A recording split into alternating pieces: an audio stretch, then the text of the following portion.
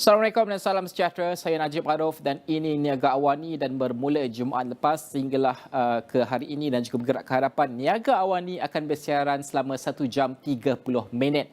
Pelbagai perkembangan kami akan bawakan kepada anda termasuk sudah pasti adalah berkaitan dengan ekonomi tempatan dan juga ekonomi antarabangsa dan juga pasaran. Untuk hari ini, segmen pasaran akan bermula pada pukul 10 pagi nanti. Kita akan melihat prestasi ringgit dan juga bursa Malaysia juga sawit, harga sawit kita bergerak ke hadapan dan juga apakah unjurannya. Namun membuka tirai Niaga AWANI pada pagi ini, kita melihat kepada tarikh-tarikh penting sepanjang minggu ini. 7 September insya-Allah akan diumumkan akan ada kenaikan ataupun sebaliknya untuk kadar dasar semalaman OPR kita yang akan ditetapkan oleh Jawatan Kuasa Monetary dan juga oleh Bank Negara sendiri akan mengumumkan perkara tersebut. Sudah pasti kita melihat apakah jangkaannya dan bagaimanakah untuk melihat keadaan ini. Terlebih dahulu kita melihat dahulu trend OPR kita bergerak sebelum ini. Bagaimana untuk kita melihat bahawa OPR kita sebelum ini, kalau kita melihat kepada kadar dasar semalaman yang ditetapkan oleh Bank Negara sebelum ini adalah kadarnya untuk tempoh yang digariskan sebelum ini. Baik, saya nak bawakan kepada anda melihat terlebih dahulu. Sebelum ini, kita melihat kepada kadar 3% pada tahun 2019. Dan sudah pasti kita semua tahu apa yang berlaku pada tahun 2020 apabila pandemik COVID-19 melanda. Kita menyaksikan penurunan demi penurunan kadar OPR sehinggalah kepada para 1.75%. Pada kadar ini, ia ditetapkan untuk mesyuarat seterusnya sehinggalah pada kadar 1.75% ini pada Mac 2022 dan ia kemudian dinaikkan sedikit kepada 2% pada Mei 2022 sebelum dinaikkan sehinggalah kepada 2.75% iaitu pada tahun ataupun pada bulan November 2022. Kemudian kita melihat perubahan OPR ini dilaksanakan sekali lagi kepada 3% iaitu pada kadar kembali semula kepada kadar sebelum pandemik COVID-19 iaitu dinaikkan pada tempoh Mei 2023.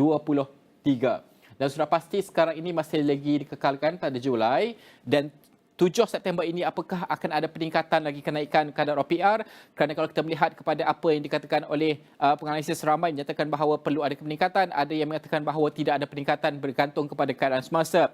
Pelbagai faktor akan mempengaruhi, antaranya melihat kepada sudah pasti ekonomi domestik. Data yang dibentangkan di Niaga AWANI menunjukkan bahawa keadaan ekonomi itu semakin pulih di sebalik suku kedua yang mencatatkan penurunan pertumbuhan. Namun kita juga melihat faktor luaran seperti di Amerika Syarikat apabila The Fed memberikan bayangan masih lagi bersikap agresif dalam kenaikan kadar mereka. Ini juga akan menentukan kedudukan OPR kita dan sudah pasti itu yang Niaga AWANI akan cuba lihat dari masa ke masa. Dan untuk jam ini, untuk kita melihat keadaan OPR ini, adakah ada peningkatan, kita bawakan pakar kita, Dr. Muhammad Afzal Nizam Abdul Rashid, Ketua Ekonomi dan Kewangan Sosial Bank Muamalat Malaysia Berhad. Assalamualaikum Dr. Afzal Nizam. Terima kasih kerana bersama dengan kami pada pagi ini.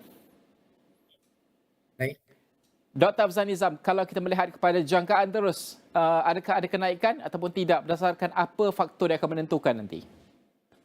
Okey, jangkaan saya OPR ni akan dikekalkan seperti yang Najib sebutkan sebentar tadi. Data-data menunjukkan bahawa ekonomi negara menunjukkan trend yang sedikit menurun, terutamanya data berkenaan dengan keluaran dalam negara kasar KDNK pada suku kedua. Dan kalau kita perhatikan lebih lanjut lagi data tersebut, memanglah permintaan luaran tu sememangnya dah dijangka pun akan menyebabkan kata tu momentum pertumbuhan yang sedikit perlahan. Namun yang agak memerajatkan bagi pihak saya adalah momentum pertumbuhan di dalam perbelanjaan penggunaan ataupun private consumption yang merosot ke paras 4.3% pada suku kedua yang dilaporkan sebentar hari itulah. Jadi saya melihat nampak gaya para pengguna dalam mood yang berhati-hati dan di samping itu juga kalau kita lihat sentimen di kalangan para pengguna juga kalau yang diukur oleh pihak MIR ataupun dipanggil sebagai Consumer Sentiment Index telah pun berlega-lega dalam paras yang di bawah 100 mata, iaitu 90 mata bagi suku kedua hari itu. Jadi maksudnya ramai para pengguna yang berasa pesimistik tentang kedudukan ekonomi negara. Justru terdapat keperluan untuk mengekalkan OPR ini untuk memberikan sokongan kepada pertumbuhan, terutamanya pertumbuhan ataupun permintaan domestik. Yang mana kita tahu permintaan domestik inilah yang akan menjadi tunggak untuk memastikan kita dapat menampan kesan pertumbuhan ekonomi luaran yang dijangka lebih lambat pada suku kedua nanti. sepertahun kedua nanti. Okey, Dr. Abdul Nizam, kalau siapa yang membuat pinjaman, ini ramai orang yang bualkan ini. Siapa yang membuat pinjaman ketika 1.75% itu ketika itu rendah, apabila naik kepada 3% mereka merasakan bebanan kerana tambahan itu berlaku. Tetapi siapa yang membuat sebelum tahun 2019 iaitu ketika OPR pada 3%, sekarang pun 3%, ia kembali kepada angka asal lebih kuranglah. Tapi kalau siapa yang membuat sebelum itu yang mungkin berada di atas 3%, mereka mungkin merasakan kadar itu juga sama. Namun bagaimana untuk kita melihat bahawa jika ia kekal, adakah ini akan memberikan satu ataupun kita gabungkan juga sentimen itu. Sekiranya ada kenaikan, jangkaan kita tidak ada kenaikan lah. Sekiranya ada kenaikan, adakah akan berlaku perubahan yang besar untuk jumlah pinjaman mereka dan tekanan mereka untuk kumpulan yang meminjam pada 1.75% sudah pasti dan juga yang pinjam pada 3% pada 2019. Kalau boleh dijelaskan juga. Baik, kalau berlaku kenaikan sebenarnya akan memberi kesanlah kepada mereka yang mengambil kontrak pembiayaan yang kadar berubah. Dan seperti yang disebutkan oleh Najib tadi, kalau base-nya ataupun dia mula meminjam pada tahun yang mana OPR tersebut ada pada 1.75, sudah pasti ia akan terasa lah. Begitu juga bagi mereka yang asalnya diambil 3%, kemudian sekarang 3% meningkat 25 saya katakan. Sudah pasti akan berlaku sedikit kenaikan. Namun ia bergantung juga kepada saiz pinjaman, kemudian tempoh masa pinjaman berapa panjang dan obviously tahap pendapatan lah. Jadi memang kalau berlaku kenaikan tu akan ada kesan kepada pendapatan boleh guna. Namun persoalan ini saya rasa perlu dibalikkan balik pada kita sendiri. Maksudnya kalau kita rasa kenaikan tu agak membebankan, sudah berlaku orang kata tu belanjawan peribadi yang lari sikit kan. Jadi mungkin jalan terbaik adalah untuk berjumpa dengan pihak bank ataupun berjumpa dengan pihak KPK untuk menjadi jalan penyelesaian lah. Namun sering kali saya sebut tentang OPR ni, tadi Najib dah tunjuk trend dia kan, kejap dia maintain, turun, naik balik. Jadi apakah trend yang seterusnya? Setahun lagi pada sekarang, 2 tahun pada masa sekarang ni, sudah pasti masih lagi kita tak tahu apakah trendnya. Adakah ia mungkin turun? Jadi itu pun satu persoalan juga. Jadi apa-apa pun kita kena faham, OPR yang ditadbir oleh pihak bank negara ni sifatnya tidak kekal. Dia sangat-sangat bergantung pada kedudukan ekonomi kerana ia merupakan satu instrumen untuk membantu ekonomi terutama dalam keadaan yang sukar lah, ia akan diturunkan. Kalau ekonomi tidak boleh, dia akan naikkan. Jadi sifat itu sangat dinamik.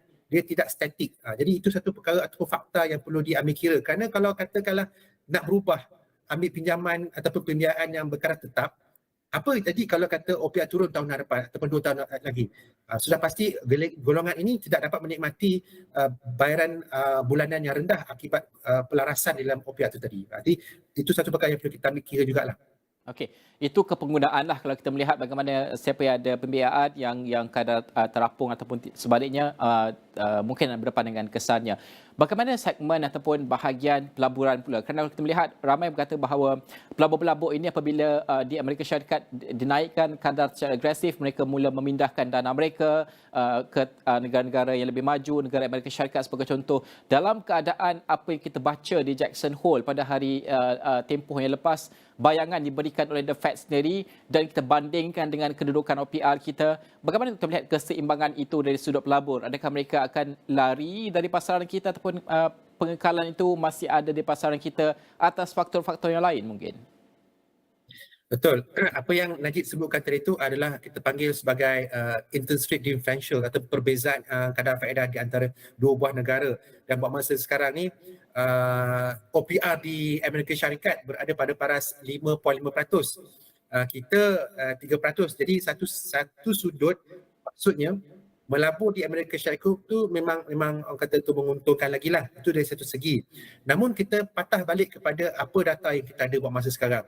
Saya melihat aliran modal dalam pasaran bond untuk tempoh 7 bulan pertama. Saya telah menyaksikan peningkatan kemasukan ataupun pembelian bersih dalam pasaran bond berjumlah sekitar 32 bilion untuk tempoh 7 bulan pertama.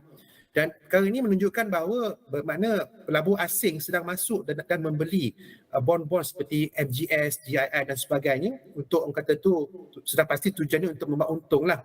Dan kalau kita melihat sentimen di dalam pasaran bond ni, kebiasaannya apabila melabur dalam bond, terutamanya pelabur asing ni, dia ada dua faktor ataupun dua insentif. Pertamanya dari segi mata wang asing, kemudian kadar faedah itu sendiri. Jadi ringgit ni kalau kita lihat dari segi measures nominal effective exchange rate ataupun NER, dia menunjukkan bahawa nilai ringgit ni berada dalam keadaan apa dikatakan sebagai undervalued. So maksudnya potensi untuk meningkat tu ada. Jadi itu satu segi. Maksudnya ada potensi bahawa nilai ringgit akan meningkat pada masa akan datang. Jadi itu membentuk expectation oleh para pelabur asing. Itu yang pertama. Kedua, pulangan daripada peningkatan harga bond itu sendiri, kerana harga bond dengan kadar faedah ni bergerak secara negatif ya. Kalau kadar faedah turun, harga bond akan naik. Begitu juga dengan sebaliknya. Jadi kalau jangkaan terdapat mungkinlah kot penurunan OPR ke pada tahun hadapan ke ataupun 2 tahun lagi akan datang ke, sentimen tu akan memainkan peranan dalam pembentukan expectation atau pengharapan di kalangan para pelabur. Jadi saya kira ini merupakan dua perkara kenapa terdapat lihat dalam pasaran bond terdapatnya kemasukan pelabur asing dalam pasaran bond tersebut. Jadi saya kira kalau kita kata memang betul lah dari satu segi perbezaan kadar faedah antara Amerika Syarikat dengan kita memang menunjukkan melabur di Amerika itu menguntungkan. Namun data menunjukkan terdapat prospek yang positif dalam pasaran bond di Malaysia. Jadi kita perlu seimbangkan pandangan tersebut untuk mendapatkan lebih keseimbangan kat mana nak melabur sebenarnya dalam keadaan semasa ni. Okey, itu jangkaan yang diberikan oleh Dr. Afzal Nizam. Sudah pasti pengekalan 3% 7 September ini kita nantikan sama ada akan ada peningkatan sedikit ataupun pengekalan itu. Terima kasih Dr. Afzal Nizam kerana memahamkan segenap aspek peminjam, pengguna dan juga pelabur sendiri. Itu adalah OPR yang kita nantikan. Niaga AWANI akan membawakan pada 7 September nanti. Sudah pasti semalam juga kita melihat bahawa ada perkembangan yang diberikan ataupun yang ditulis di Niaga AWANI juga. Ini berkaitan dengan GST. Bukan perkara baru, dah banyak kali kita bincang. Tapi bila ingin dilaksanakan di Malaysia kerana ada cadangan semalam oleh Datuk Seri Wee Ka Siong mengatakan bahawa sudah tiba masa laksanakanlah GST untuk pungutan hasil lebih tinggi untuk pembangunan negara. Namun kita lihat terlebih dahulu bagaimanakah keadaannya dan juga tahap kesediaan ekonomi Malaysia pada ketika ini. Saya nak membawakan terlebih dahulu angka-angka percukaian kita supaya kita faham kedudukan semasa negara. Ini adalah apa yang dikeluarkan hasil Kerajaan Persekutuan tahun 2021 hingga 2023 supaya kita faham trendnya lah. Dan kalau kita melihat ini adalah, okey, ada banyak nombor, saya akan cerahkan sedikit demi sedikit. Kalau kita melihat terlebih dahulu 2023 untuk cukai, keseluruhannya hasil kerajaan jumlah hasil ini adalah sebanyak 291 bilion, lebih sikitlah dianggarkan, dan jumlah ini adalah lebih kurang bersamaan dengan 15.4% daripada KDNK negara. Okey. Kalau kita melihat ini adalah unjuran untuk tahun kutipan 2023 berbanding 2022 yang pada ketika ini setakat dikeluarkan ini masih lagi bersifat unjuran. Kalau kita melihat 294 bilion ringgit pada tahun 2022 dengan 16.5%. Ada sedikit penurunan. Okey, pecahannya kalau kita melihat hasil cukai ini sudah pasti ada beberapa elemen yang kita perlu perhatikan. Cukai langsung 164.1 bilion ringgit kalau kita melihat untuk unjuran tahun 2023, dan kalau kita lihat cerita ini cukai corporate tanpa petroleum ini kalau anda lihat iaitu unjuran untuk tahun 2023 adalah pada 96 bilion ringgit lebih kurang kalau ditulis oleh pihak kerajaan, dan juga cukai individu adalah 35 bilion ringgit, dan juga cukai pita ataupun cukai petroleum ini adalah 18 bilion ringgit. Ini yang membawa kepada dicampurkan dengan SST dan sebagainya. Sebagai contoh, SST ini adalah kutipannya 33 bilion ringgit unjurannya berbanding pada tahun 2021 25 bilion ringgit, sehinggalah kepada 2023 33 bilion ringgit sekitar itu SST pungutannya, dan membawa kepada angka keseluruhan 291 bilion ringgit untuk kutipan cukai tersebut. Sudah pasti saya nak membawa ke perbezaan juga kalau kita melihat hasil kerajaan ini. Kalau melihat di sebelah sini adalah hasil berkaitan petroleum dan bukan petroleum. Dari segi peratusannya kalau kita melihat, saya nak membawakan perbezaan supaya kita dapat faham. Kalau kita melihat pada tahun 2009, ini menunjukkan diversifikasi laksanakan oleh kerajaan dari segi hasilnya. Pecahannya, cukai melibatkan oleh petroleum ini adalah 41.3%. Kalau kita melihat, bukan petroleum adalah bakinya dengan sebahagian besar adalah cukai langsung kecuali cukai petroleum 32.2%, selebihnya adalah cukai yang berkaitan dengan petroleum juga, dan juga cukai-cukai seperti SST, lain-lain dan juga hasil petroleum. Okey. Tetapi pada tahun 2023 kalau kita melihat usaha mempelbagaikan hasil kerajaan itu menyaksikan cukai petroleum menyusut hanya 22.4%. Okey, ini adalah cara bagaimana untuk menurunkan kebergantungan kepada hasil petroleum apabila kita melihat ketidaktentuan harga minyak tersebut berlaku. Dan kalau kita melihat cukai seperti cukai langsung kecuali cukai petroleum adalah 50%, diikuti oleh cukai-cukai lain termasuk juga adalah SST. SST adalah pada nilai 11.4% dan juga cukai tidak langsung iaitu kecuali SST 7.2% dan cukai lain-lain adalah 9%, menjadikan keseluruhan untuk tahun 2023 inilah hasilnya. Okey, kalau kita melihat juga dari segi cukai ataupun hasil sebagai peratusan daripada KDNK. KDNK kita kalau kita melihat ini adalah peratusan lah, kutip kita berapa kutip dan dibandingkan dengan KDNK berapa persen sebagai contoh. Ini kalau kita melihat adalah sekitar peratusannya 15.4%, petroleum 3.5% dan juga 7.7% hasil bukan petroleum sebagai contoh. Maknanya sebagian besar hasil kita 2023 adalah dijana bukan dari petroleum. Itu adalah jangkaan oleh pihak Kementerian Kewangan sendiri dan kalau kita melihat sudah pasti ini adalah apa yang boleh kita saksikan dan juga lihatkan unjurannya oleh pihak Kementerian Kewangan sendiri. Bagaimana untuk kita melihat kali ini GST ini? Sudah pasti ini tidak popular tapi ramai melihat bahawa ini langkah yang diperlukan oleh pihak kerajaan pada ketika ini untuk kita memulihkan ekonomi dan memacu kembali ekonomi. Saya membawakan pakar kita pada pagi ini Dr. Muhammad Fairuz Abdul Razak, Setiausaha Agung Persatuan Akauntan Percukaian Malaysia yang bersedia di talian pada ketika ini. Assalamualaikum Dr. Fairuz, selamat pagi. Waalaikumsalam, selamat pagi. Kita pernah berbual sebelum ini soal GST ini. Kita dah katakan angka yang bersesuaian sebagai contoh. Kalau kita melihat angka tadi saya tunjukkan, cukai kita yang dilihat SST ini kutipan unjuran 2023 adalah sekitar 33 bilion ringgit kalau kita melihat. Bagaimana ini? Carangan demi carangan dilaksanakan. Kalau bercakap soal politik itu sudah habis pilihan raya negeri. Mungkin ini langkah tidak popular yang boleh diambil. Pada pandangan Dr. Fairuz sendiri, adakah ini masa bersesuaian dalam konteks ekonomi semasa satu, dalam konteks ekonomi politik semasa kedua dan juga keperluan mendapatkan hasil yang lebih tinggi pada masa akan datang? Adakah ini masa sesuai untuk GST? Memang kalau ikutkan kalau katakan pasal cukai ni masa dia bila-bila pun tak sesuai. Semua orang tak suka cukai kan nak saya kata. Tapi terpaksa, tak popular lah memang pun. Tapi kalau ikut apa yang kebergantungan negara pada cukai sekarang ni, terlalu orang kata bergantung cukai. Kita ada cukai langsung dan cukai tak langsung. Kita bergantung pada cukai langsung terlampau orang kata banyak sebenarnya. Tapi kalau kita nak orang kata diversifykan kita lebih kepada GST. SST memang bantu tapi AST tak full scale because kalau kita ambil contoh 2015 dia lebih kurang dah sama macam apa yang kita dapat kutip unjuran yang diberikan oleh Najib tadi. Tapi masa sekarang ni sesuai, saya rasa memang sesuai. Kalau kita nak betul-betul kestabilan orang kata dari segi ekonomi dan orang kata ramai orang kata pelabur luar datang ke Malaysia, ini masa sesuai. Bila ada GST, ramai pelabur luar akan datang ke Malaysia untuk melabur pasal dia tengok dari segi kestabilan dari cukai. Progresif cukai kita ni makin lama makin tinggi. So kalau kita nak sesuatu yang lain daripada lain, kita nak turunkan cukai korporat atau cukai individu, kita perlukan GST. GST ni dia semua. You consume, you pay. Kalau tidak, you tak bayar. So kalau macam tu, memang orang kata ruang untuk kita dapat pendapatan negara lebih. Dalam masa sama, kalau kita banding dengan SST dengan GST sekarang ni, kalau kita dapat kurangkan peratusan GST tu sementara waktu ni untuk ekonomi kita pulih, mungkin harga-harga akan turun juga sebenarnya. Dari segi peniaga dah bersedia. Satu, saya nampak ramai yang kata orang kata kembalikan GST. Kenapa? Peniaga memang dah ready. Pasal dia orang rasa boleh claim input dan dapat menurunkan orang kata dari segi kos-kos yang tertentu kepada mereka tu, dia orang akan jalankan orang ke GST tu. Dari segi kesediaan memang dah sedia pun. Dulu dah ada sistem. Just orang kata betulkan sikit je. Apa yang perlu kerajaan betulkan dan dibetulkan dan dia boleh terus akan orang kita laksanakan GST tu.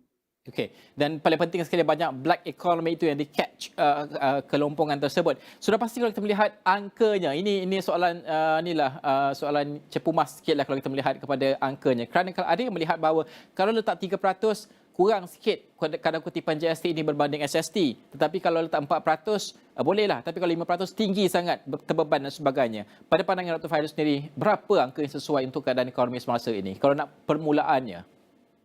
kita banding tadi kan kita dah cakap pasal OPR semua. Kalau banding dengan OPR, kemerosotan orang kata kepembelian penggunaan 4% adalah satu orang kata peratusan yang sesuai buat masa ni. Buat masa ni kalau kita ekonomi kita pulih, kita boleh kepada sedia ada macam 6%. Kita tengok negara Arab pun. Dia start dengan 8%. Sekarang dah jadi 15%. Kebergantungan dia kepada VAT, GST ni tinggi. Pasal dia consume. Bila orang tu consume baru dia bayar. Dan kita tak orang kata membebankan cukai langsung. Kita tengok kan kalau peniaga-peniaga, kalau dia tak untung dia tak bayar cukai. Lepas tu sama juga kalau kita tengok ramai, kita dari segi kita punya rakyat kan aging nation. So ramai yang takkan bekerja dah. Bila tak bekerja ni ramai pula nanti tak bayar cukai juga. So kita dari data-data tu menunjukkan penurunan dari segi orang kata cukai langsung tu akan berlaku pada satu masa kelak nanti. So kita perlu satu cukai orang kata yang orang kata lebih holistik. Yang memang akan orang kata dia berjalan serentak. Dia tak akan menurun, dia akan menaik. So GST ni dia akan membantu kerajaan dapatkan orang kata dari segi orang kata pendapatan yang kukuh. Dalam masa sama, kalau nak melaksanakan GST ni semula, kerajaan kena pastikan orang kata yang menjalankan tugas ni adalah Jabatan Kastam atau LSDN, tak tahulah mana dia orang nak letak. Dan orang kata dibantu oleh KPD NHK. Tapi yang laksanakan semua oleh Kastam. Kalau kata Kastam lah, bukan macam dulu. Dia dua orang kata agensi yang berlainan, kementerian yang berlainan. Kalau boleh dia laksanakan satu tapi disokong oleh KPDNKK. Jadi orang kata untuk dilakukan GST tu tak susah, mudah, lebih mudah. Satu kementerian atau agensi yang lakukan tu dapat orang kata dia dapat data sesuai dan dia berdapat. Dan masa sama compliance kita lagi tinggi. Dari segi compliance macam sekarang kan kita perlu mesti borang ni, borang tu, borang. Bila datang GST ni dia orang kata akan menurun compliance dari segi perniagaan. Satu, peniaga-peniaga suka GST ni. Dari segi rakyat pun sebenarnya tak susah sebenarnya kalau dia faham konsepnya, tak susah untuk orang kata dia faham sebenarnya. Sekarang SST bila 6%, 4% dia turun, dia dah nampak ada penurunan harga kat situ. Kalau dapat turunkan harga mesti rasanya rakyat pun tak ada rasa beban pun. Ya. Dr. Fairuz, apa yang kita pelajari dari pelaksanaan kita sebelum ini ketika pentadbiran Datuk Seri Najib Tun Razak melaksanakan GST? Banyak perkara yang kita belajar dari segi pelaksanaannya, executionnya. Contohnya, zero rated lah, yang mana item yang perlu diberikan pengecualian dan sebagainya. Ini satu perkara. Kedua adalah dari segi cukai input ataupun apa yang mereka nak claim. Dia peniaga nak claim ni, kita dah tahu macam mana nak permudahkan. Banyak yang kita belajar daripada sistem ini sebagai contoh. Apa mungkin yang boleh dikongsikan oleh Dr. Fairuz sendiri yang harus diberikan perhatian seandainya dan sekiranya kerajaan mahu melaksanakan GST? Apa perkara utama yang harus di-streamline terlebih dahulu supaya lancarlah pelaksanaan tersebut? Salah satunya itulah macam saya terpaksa ulang balik, agensi yang orang kata menguatkuasakan benda ni. Jangan dua agensi berbeza. Dia kena disokong. Maknanya kalau katakan Kastam diberi kuasa sepenuh. Dia melaksanakan, dia memantau. Bukan seorang lagi melaksana, satu lagi agensi. Itu salah satu. Dia dekat situ orang kata bukan dia orang tak boleh kerjasama. Mungkin orang yang buat tu dan melaksanakan jauh berbeza. Dia kurang faham. Kalau dia dapat satukan satu agensi, dia senang. Nombor dua, bila melaksanakan kita orang kata dari segi orang kata pembayaran balik tu. Pembayaran balik ini jadi satu isu besar sampai sekarang pun sebenarnya. Pasal benda ni pembayaran balik akan dimasukkan dalam akaun yang disatukan. Bila akaun disatukan dia akan mengambil masa lama. Kita tak boleh orang kata cakap 30 hari ke, kita perlukan beri masa yang sesuai untuk bagi balik. Dari sistem dah ready. Saya tahu kalau dari segi peniaga ataupun perisaian perakaunan semua dah ready. Saya tahulah kalau Kastam pun dah ready saya rasa insya-Allah. Sistem-sistem semua dah ada. So tak adalah masalah orang kata perjalanan tu. Saya rasa lebih kepada bila peniaga claim input lambat dalam mendapatkan balik orang kata input tu, masa tu lah menjadi masalah pengaliran wang tunai, cash flow dia ada masalah. Bila macam tu dia cuba naikkan. So pemantauan kat situ guna. Mungkin kita dari segi itu saja sebenarnya. Lain cuma dari segi orang kata dari segi data-data semua dah lengkap. Boleh dikongsi dengan semua agensi dah pun. Memang dia diberitahu, okey, dia dapat berapa jualan dia, berapa belian dia. Kita boleh bandingkan antara satu sama lain. Tak ada siapa orang kata. Macam tadi Najib kata dari segi pelarian cukai semua. Benda ni dapat orang kata satu ramai peniaga ada satu ketika tak suka, tapi bila orang kata dah lama sangat, dah biasa, dia kata okey, dah selesa. Dia pun tahu orang tu jual berapa, orang ni jual berapa, dia pun boleh tahu berapa harga dia nak jual. Dari segi orang kata pelaksanaan ni dah lengkap dah sebenarnya. Cuma dari segi 2-3 benda je. Satu dari segi orang kata pelaksanaan agensi, satu lagi bila buat audit dan pembayaran balik tu, masa tu kena sesuai. Tak boleh cakap 14 hari, 30 hari. Kena betul-betul pastikan hari-hari orang kata waktu ataupun perjanjian yang dapat. Kita tak boleh simply bagi. Lepas tu yang pasal zero rated tu semua, makanan semua memang patut zero rated. Saya rasa benda yang sebelum ni dah boleh dilakukan benda sama, tak ada masalah. Kita tengok bila full scale, tahun 2015 ni banyak orang kata dibanding dengan mula-mula dilaksanakan. Bila dia ada full scale, dia punya orang kata pendapatan dia makin lama makin naik, tak menurun pun sebenarnya. Bila orang kata pelan-pelan semua peniaga berdaftar, dia orang berebut nak berdaftar pun. Pasal dia boleh claim input. Bila claim input, dia orang dapat pengurangan dan dia mengurang. Dan dia sendiri tahu bila dia pakai perisian, dia tahu apa nak buat. Okey, dia tak boleh tipu pun, dia tak boleh lari pun. Semua orang akan orang kata memakai perisian, senang untuk orang kata dari segi pelaksanaan dan piawaian tersebut. Ya, dan untuk orang ramai pengguna pun mereka semakin celik. Kalau kita melihat ketika pelaksanaan dahulu, ramai dah mula tengok resit mereka bila bayar dan sebagainya. Mereka dah tahu apa yang mereka kena charge, berapa. Peniaga pun tak boleh tipu mereka. Sebagai contoh, ini juga memberikan satu tahap kecelikan, mungkin juga kewangan kepada orang ramai kan, Dr. Fairuz? Betul. So, ramai dah orang kata dah sedap. Satu saya kata kalau dikembalikan GST 2.0 ke apa-apa nama lain, ramai dari segi pengguna dia dah biasa. Peniaga dah biasa, pengguna pun dah tahu dah. Dia dah tahu okey ni untuk apa, zero rated ke orang kata tak segera rated. Dia semua dia dah tahu dah dalam tu. So dia tak ada orang kata tak ada nak kena tipu. Cuma kita sekarang masa yang sesuai tu tak sesuai. Dari segi orang kata peratusan, saya rasa kalau 4% tu memang dah orang kata stabilkan semua, dan bila 4% banding dengan SSC 6% ni dah turun dah banyak beza. Dan dari segi manufacturing 10%, sekarang ni 6%. So bila benda macam tu banyak akan menurunkan harga dan membantu menjanakan ekonomi. Ramai akan orang kata membeli, bila membeli ramai akan bayar cukai kan. Sama juga benda tu, bila membeli dan membayar cukai ramai pula dia ada satu pusingan penuh tu dah lengkap. Sekarang ni macam ada kelompongan kat salah satu tempat.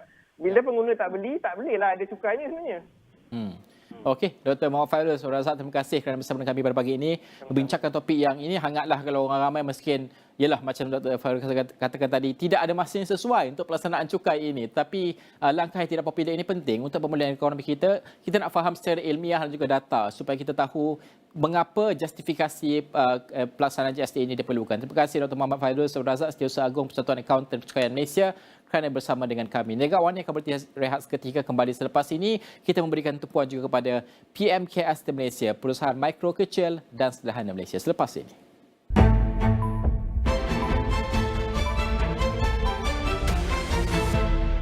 Di dalam setiap berita yang dibawa, konteks amat penting.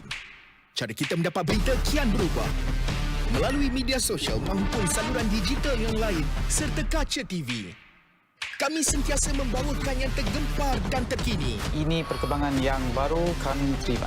Berteraskan acuan verifikasi yang diamalkan supaya setiap fakta adalah sahih.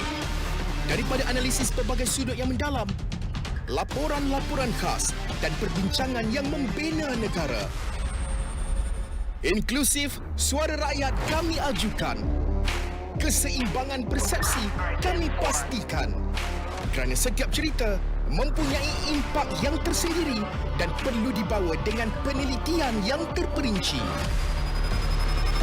Pastikan Astro AWANI menjadi pilihan anda tidak kira di mana sahaja anda berada. Saluran berita paling dipercayai di Malaysia. Ready to cheer for both these players. Here we go. US Open Championship. There it is. Is that even? A little bit surprised from that far back. That was a series of anxious shots from out there. So good from Swiatek. When he gets up off the ground, he'll be the #1 player in the world. The US Open, live on SPO TV. Wait.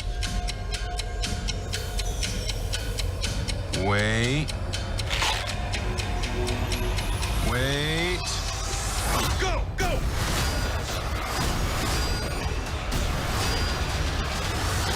I was 8 years old when I left Earth. You want me to drive? No. I'll drive. Figure out how to put it in backwards.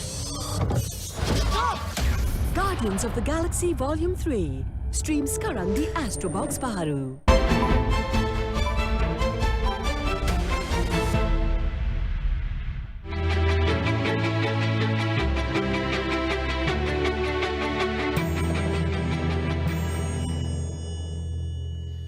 Siri jelajah program GUSME anjuran Astro AWANI yang menggabungkan sesi perkongsian daripada pakar industri, usahawan, perusahaan mikro kecil dan sederhana PMKS, bengkel ilmu dan juga pameran di Johor melaburkan tirainya pada Ahad. Langsung di Topen Shopping Centre Tebrau Johor Bahru sejak Sabtu, lebih 30 usahawan dan agensi kerajaan terlibat dalam sesi jelajah selama 2 hari itu. Syarikat Pure Nature, pengeluar produk minuman kesihatan berasaskan Patih Halia, dipilih sebagai pemenang bagi kategori penyertaan terbaik. Manakala bagi kategori penyertaan berpotensi pula dimenangi syarikat Clean IT Sdn Berhad, penyedia perkhidmatan servis cuci upholstery. Kita punya produk ialah produk berasaskan minuman kesihatan. Okay, fresh from the nature because dia tak ada campuran bahan pewarna atau perasa tiruan. Okey, pengenalan tentang syarikat. Sedikit pengenalan. Okey, syarikat kami diusahakan bermula dari tahun 2019 dan buat masa sekarang kita sudah mempunyai kilang lah yang terletak di Pasir Gudang di Iskandar Halal Park. Okey, dan kita punya produk ni adalah hasil formulasi dan kajian daripada Institute Bioproduct and Development daripada UTM. After JB, we plan to have one in Penang as well, maybe in one in Terengganu. So we have dekat KL, di Pantai Timur, di Selatan dan juga di Utara. So I think that's a one of good step for us to expand our business in future. So obviously, in a situation like us, memandangkan kita orang baru and we start with very small capital, so kita orang terpaksa rolling balik all the money we have, everything. So obviously, we need capital injection to grow. So that's the most hard part for us in order to strive to make sure we can keep on growing our company. So hopefully, kalau ada government bodies that can help people like us, it's really appreciated. Sepanjang program berlangsung, pelbagai perkongsian berjaya dibawa kepada para pengunjung, antaranya resepi kejayaan Eng Popcorns, Bos Ijan dan MYK Deco Legacy. Menarik tumpuan sesi bengkel bersama Unify Business, TikTok Shop dan InScan yang memberi ilmu baru buat usahawan memperkasa perniagaan dalam pemasaran digital. 2 hari penganjurannya, siri jelajah jiwa SME di Johor berjaya menarik lebih 5,000 pengunjung. Jelajah jiwa SME Astro AWANI ini mendapat kerjasama daripada Unify Business selaku penaja utama, Kementerian Pembangunan Usahawan dan Koperasi sebagai rakan strategik dan Astro Radio rakan penyiar. Jelajah jiwa SME bakal bertemu PMKS di beberapa lokasi lain iaitu Kelantan pada 15 dan 16 September, Pulau Pinang pada 21 dan 22 Oktober dan Kuala Lumpur pada 24 hingga 26 November 2023. Untuk maklumat lanjut mengenai jelajah jiwa SME oleh Astro AWANI ini, boleh layari www.jiwasme.com.my. Masa terluang masyarakat rumah panjang tuai rumah sudah di Bawang Asan diisi dengan menghasilkan pelbagai kraftangan menarik sebagai produk jualan. Perkara tersebut secara langsung telah menjadikan suri rumah sebagai komuniti usahawan kraftangan. Dan menurut tuai rumah Suda Majoy, dirinya mula berjinak dengan dunia kraftangan setelah dia menyertai kursus Persatuan Wanita yang mengajar cara-cara membuat kraftangan. Bermula detik itu, dia tertarik untuk menghasilkannya sebagai satu produk jualan yang mampu menghasilkan pendapatan. Aku nemu beragak ke craft tangan tu. Aku belajar dari luar, bakal bisik kursus wanita, luar dia lah, persatuan wanita. Jadi aku beragak kena hari pengerinduk kumpul lah, tegar minat kak berkenak ke utainya. Leban mula-mula aku beragak ke utai Tok Subak, udah aku bisik belajar, aku dah ngagak ke kumpul, kena kumpul. Udahnya terunding hati aku tadi. Lalu ulih ngenatai ke pemisik kumpul lah. Ulih nambah pendapatan. Aku lalu ngagak sampai ke dia tahu bisik berjual gak ko maya bisik BCF maya bisik muka bot. Aku numpang bala kawan berjual barang tu. Melihat kepada penghasilan jualannya itu, maka sudah tergerak hati untuk membawa semua suri rumah yang ada di rumah panjangnya sama-sama menghasilkan kraf tangan. Katanya masa terluang mereka akan lebih bermanfaat dengan aktiviti yang mampu menjana pendapatan dari rumah. Udahnya aku lalu bisik hati mai kami balai induk berumah panjang itu. Sidak ya ke suri rumah berumah panjang itu. Hari kena ada pengawak kita deh. Mana kita bergagak ke kerja jari. Berketuk lah. Lalu sidak ya pun bisik minat. Leban kami hari kena ada pengawak deh. Bisik minat bergagak kita tu. Kelimpah hari kena ke tempo kita boleh berjual. Bagi suri rumah Seliha Ilong, setelah melihat kecantikan hasil kraf tangan, dia mula tertarik untuk membuatnya sendiri. Jelasnya selain membuat untuk dijualkan, dia juga boleh menghasilkannya bagi kegunaan dirinya sendiri. Hari itu rumah kami, dia mayuh ngajar kami bergagak kraf tu lah. Mendak mana ya, udah kena kita tempuh, maya bisik kami, ambil nama lain lah. Suri rumah Elizabeth and Chan juga berkata penglibatan semua suri rumah di rumah panjang itu dalam aktiviti kraf tangan telah memberikan satu keseronokan selain daripada menambah pendapatan kepada mereka. Ia secara langsung telah mengeratkan silaturahim antara mereka di rumah panjang. Tambahnya lagi, sambutan produk jualan mereka juga memberangsangkan apabila ada program yang dianjurkan di rumah panjang. Rindu gangau sidak ngagak ngulu ke bala menantau bala nek mati aku sidak sama nemu magai yang bergagak maksudnya. Komai kami bisa kami berumah panjang bisa kami berjual tema yang orang bisa datai deh. Bisa gurau mulai lebihnya bisa maya hoke datai bisa beli sidak ya.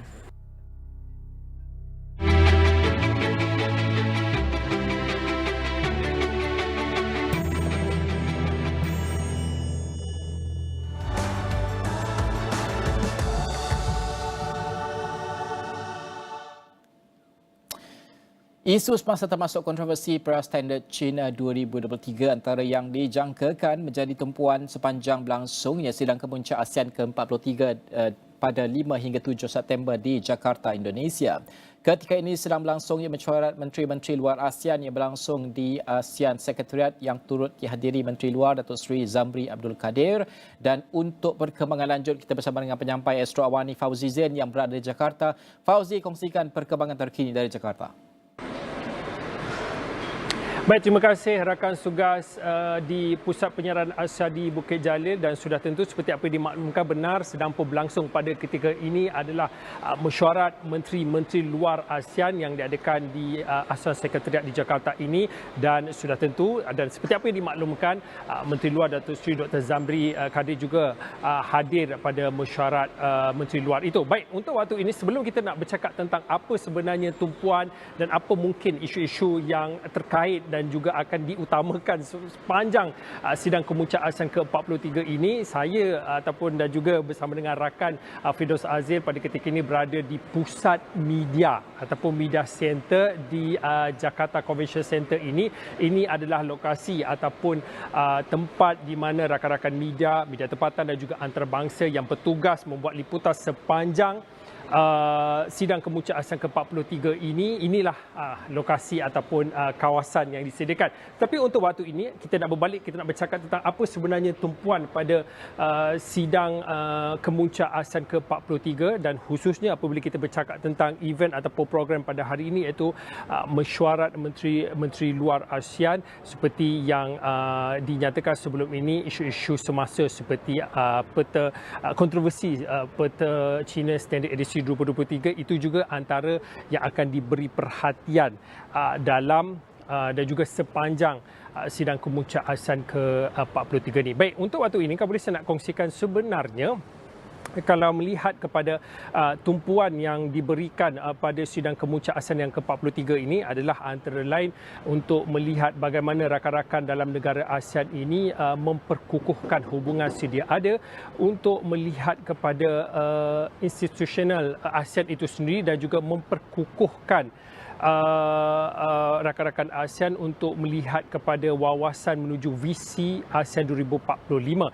kerana tema pada tahun ini melihat kepada ASEAN Matters Epicentrum of Growth, untuk melihat kepada wawasan menjadikan rantau ini sebagai pusat ataupun hub pertumbuhan ekonomi global, bukan saja di peringkat rantau sahaja. Baik, untuk waktu ini kalau boleh saya nak kongsikan juga perjalanan dan juga apa yang akan menjadi tumpuan kalau difahamkan dalam sidang media yang disampaikan oleh Datuk Seri Dr. Zamri Abdul Kadir semalam, yang mana Perdana Menteri Datuk Seri Anwar Ibrahim juga dijangka akan tiba di Jakarta pada tengah hari sekitar jam 2 ataupun 3 petang, dan itinerary ataupun atur cara program yang menanti Perdana Menteri cukup padat kerana difahamkan setibanya Yang Berhormat Perdana Menteri Datuk Seri Anwar Ibrahim akan ada atur cara atau program-program yang telah pun disusun. Antaranya melihat kepada malam ini akan ada satu program yang dinamakan sebagai program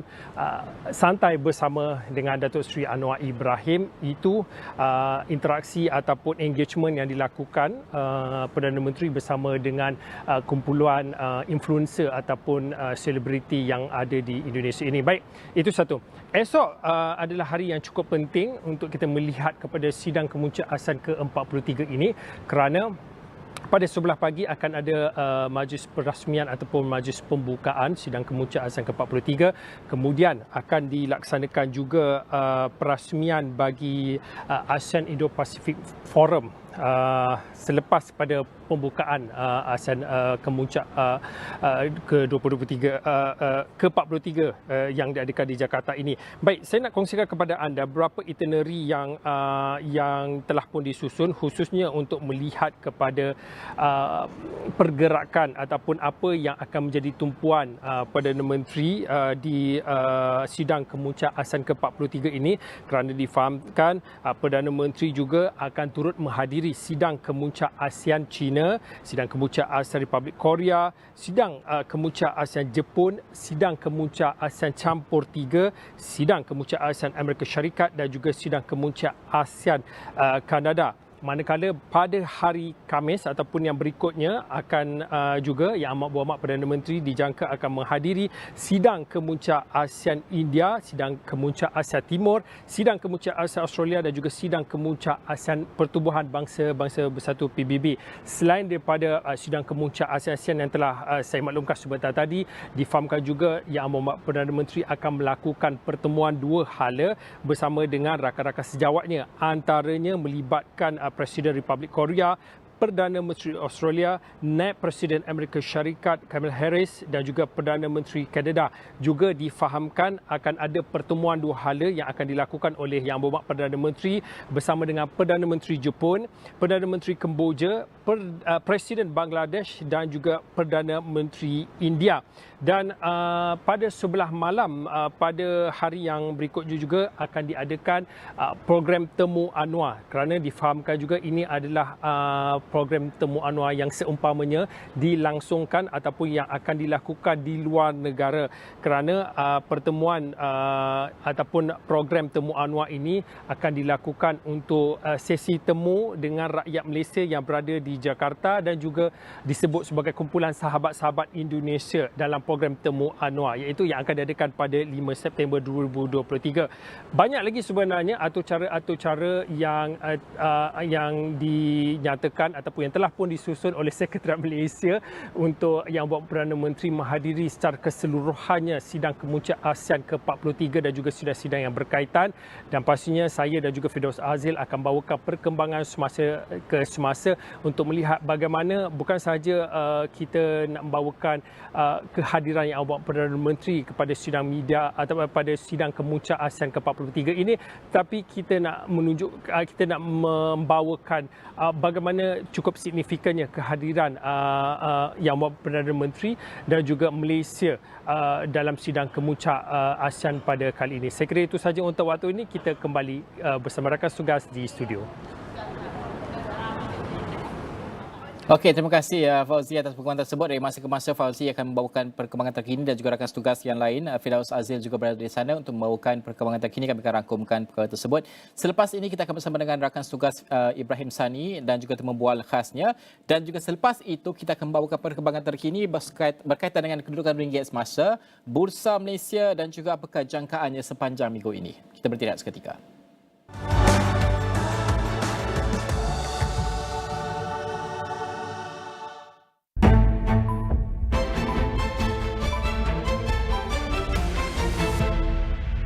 sukara mendapatkan bekalan telur ayam menimbulkan rungutan dalam kalangan pengguna dan peniaga di sekitar Terengganu. Banyak sekali.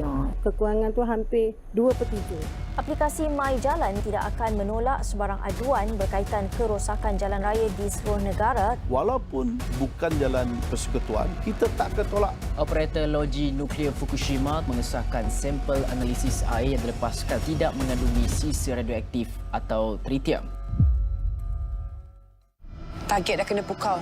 Misi I adalah untuk menghapuskan kurang. Aku adalah mission leader korang. Mereka disatukan dalam satu misi. Salah seorang telah diculik. I dah ada orang lain untuk mission kita ni. Aku nak kau join satu misi yang paling sulit. Kita ada agensi. Kepakarannya dikagumi. Aku nak kau cari K. Barista setiap Khamis di Astro dan On Demand.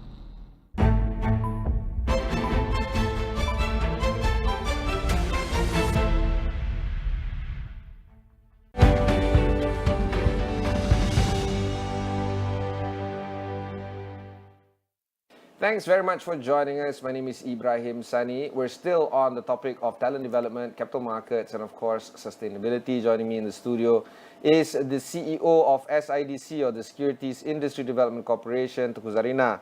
Good friend of the show, good friend of mine. Tuku, let's talk a little bit more about SIDC. This is the first time SIDC is appearing on Astro AWANI. It's also important for us to understand your mandate, what you guys are going through, and the kind of challenges that you face. For those that might not know what SIDC is all about, maybe you can walk through with us your, reason to exist. Yeah, thank you very much, Ibrahim. Thank you for having me and SIDC on your segment today. Now, SIDC, Securities Industry Development Corporation, as you mentioned, is the capacity building arm of the Securities Commission. We were actually set up in 1994, a year after the SC was set up. So very much entrenched into what SC was doing, right? And we started as a center or department in the Securities Commission, and we were corporatized in 2007 to give a bit more independence in what we are doing. So our mandates are our main mandates are basically two pronged. One is actually to look at the promoting the excellence, the growth in the capital market through the excellent professionalism, right? So we upskill professionals, we upskill the talents, we upskill also even the boards in that sense. And the second one is to make sure that we have a good investor ecosystem as well. So investor education is also another mandate of ours. So the current core activities that SIDC is doing right now is very much capacity building, right? So we approach it in the sense that we look at what are the competencies required in the capital market in order for us to actually support the aspirations of the capital market through the capital market master plan. So we have got 3 master plans as of now. So every time that they come up with new master plan, we recalibrate and see what kind of competencies is needed to make sure that we have got that growth. And then we promote thought leadership, discourse among the leaders in the industry. I think you were involved in a few of our events as well. Right. On Thank that, you right? very much for inviting. Yeah, so we want to hear from different angles, different leaders, different boards, even the working levels as well, and outside the industry, because capital market, as you know, is a whole ecosystem. We got the investors, we got the issuers, and also the intermediaries.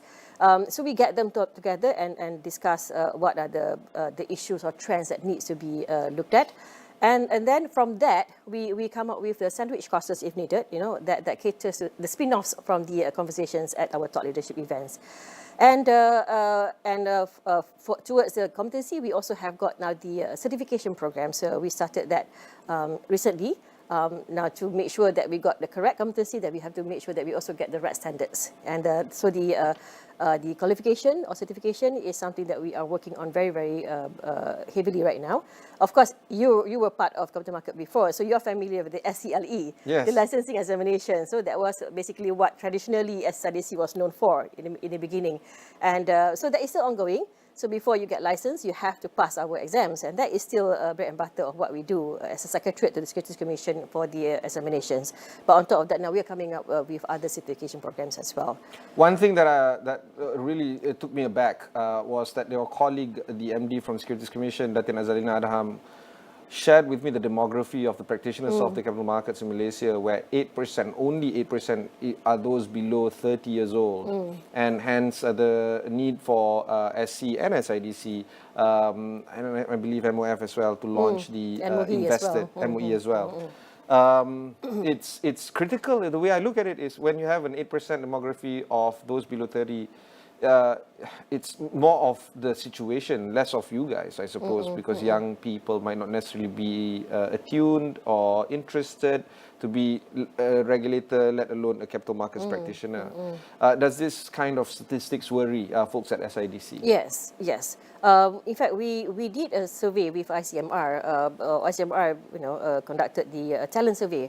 For ICMR is another affiliate of the Securities Commission. Yes, the Institute of Capital Market Research. Right. So we collaborated with them, and they come up with the findings, and that's what we are using in a lot of our capacity building. I just don't know how else to put it. And it's not just for the young talents. I mean, basically, it's across. It's not just like for one segment of the industry. It's not just for brokers. It's not just for the CF. It's across. Universal. Right. And also, I think there are some other statistics which show that even the young retail investors are also, declining in that sense. And not many. So you don't have the professionals. You don't even have the investors as well, right? Retail investors, you mean what? Some in equities or? Yeah, equities, because right now a lot of them are actually in other alternative investments, right? Yeah. So I think this is something that we know that it is. Which is the trend. I can't blame them. Exactly, because I think the awareness of the market. I think that you can't expect the young people to have a CDS account and trade in retail equities when they're a little bit more, attuned to ETF investing, for instance, as simple as that, right? And of course, you have the Bitcoin groups and many others, right? Yeah. Which I completely disagree, but that's the trend. That's the trend. More fintech-based kind of alternative investments. So I mean, at some point, Ibrahim, I can just mention to you that during the MCO, right, there was that worrying trend that the young people, right, around the 30s are about, they were displaced during that time, right? There's a lot of displaced workers, and they were going to the crypto market to actually invest. And then they lose everything. And so that time you were like, that's a sweeping statement, but they didn't make money, I suppose. Some of them made, some of them actually losing, but some of them don't even know what they were into. Right? More of that. Yes, more of that, right? But because they needed another source of revenue, they thought that could be the way forward. So we at that point we saw that trend, and we quickly come up with a digital assets investor education program where we actually educate them on what is digital assets and what are the risks and rewards that you can get. If you want to trade, you trade properly, right? And there are other regulated platforms that we have already licensed in that sense under the Securities Commission zone in that sense. But most of them, they were actually investing in Cambodia base, in other non-based. It's not regulated kind of platform. So we were doing education, and I thought for 1 year we did that just to make sure that we could protect the wealth in that sense, right? So that's the kind of thing that we do, not just long term, but also the things that we saw could be worrying, and we quickly come up with something. But zooming out of the capital markets, wage is a big issue. We've seen how the economy minister is trying to make some overtures in terms of trying to improve on the structural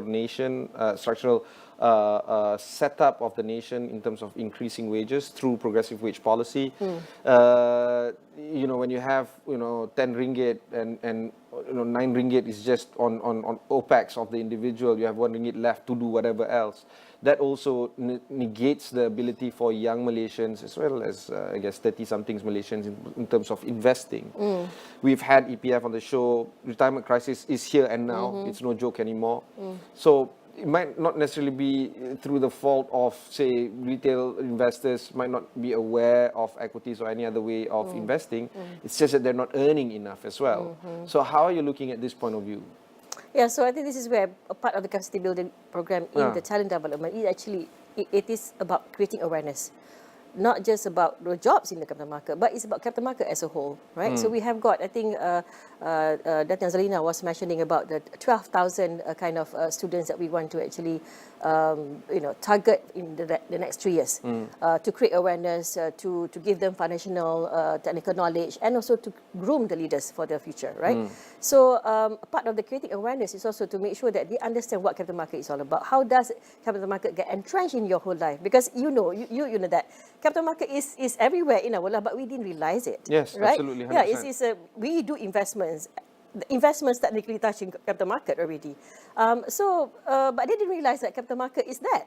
They thought that capital market is, only bonds, at equity, yeah. bonds sahaja, is for the elites Yeah, only, right? it's And not. yeah, it is not. It is what you do every day, and the fact that we are investing ASN, But it runs in the ASB. background, you know what I mean? It's like electricity, it's there. Yeah. Nobody thinks about the power grid. And who funds all this development? Yeah, exactly. Capital market, right? Yeah. So, but they don't see the connection in that sense. So, this creating the awareness is to get that story right.